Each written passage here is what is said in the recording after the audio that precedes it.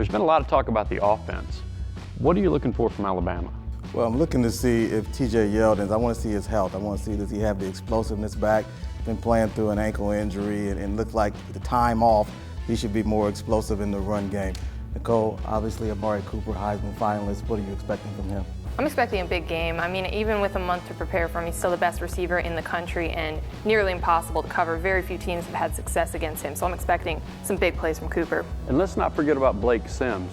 First-year quarterback, really inexperienced, and has only been very, very good for most of the year. But what about when Ohio State has the ball? I mean, what are you looking for? Well, everybody's looking for Cardale Jones. You know, he's the third guy up at quarterback, played really, really well in the Big Ten championship game, but no one knows what to expect against Alabama. The one thing that he has going for him is he's got Ezekiel Elliott as a running back. I mean, just give him the ball. He's a playmaker. He'll make things happen. And he needs to just take some shots downfield against Alabama's secondary on top of that, but also the offensive line. I want to see how they hold up against Alabama's front. Alabama has big guys up front. Ohio State has improved as an offensive line. I want to see how they stack up. And one of the things I'm looking forward to this game is the kicking game. I just don't trust Adam Griffith, to be perfectly honest with you. And if it's a close game and they need a field goal, Alabama's going to be in trouble. I do trust Lane Kiffin and his ability to scheme mismatches.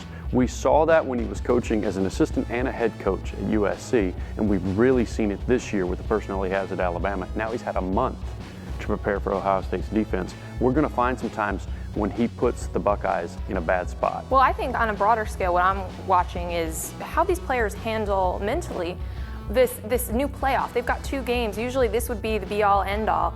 And now, you know, you can't help but look ahead and say, if we win this, we've got a championship game in a little over a week. So I just want to see how players and coaches really handle that in the moment. Okay, prediction time. Who wins? I got Alabama winning by 8. I think Urban Meyer is just as good a coach as Nick Saban. I just think Saban has better players. I also think Alabama, I think a little bit closer, maybe 4 or 7 points. I would have been really tempted to pick the Buckeyes had JT Barrett been the quarterback, but Cardale Jones is just too much of an unknown. Second start in a huge game. Got to go with the Crimson Tide. I agree with both of you guys, but this Alabama team is not like those Alabama teams. They're here again, of course, but they haven't been dominant. We shouldn't be surprised if Ohio State gives them a really good game.